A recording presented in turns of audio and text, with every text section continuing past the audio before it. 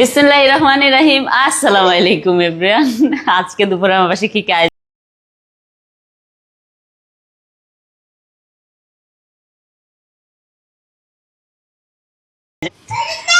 একজন লিখেছে মাশাআল্লাহ অনেক সুন্দর, থ্যাংক ইউ সো মাচ। কালকের আয়োজনগুলো আসলে সুন্দর ছিল।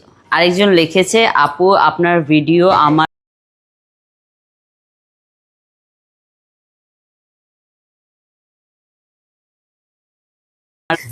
Thank you. আরেকজন লিখেছে নববর্ষে শাড়ি আপনাকে খুব সুন্দর লাগছে, তাই থ্যাংক ইউ সো মাচ।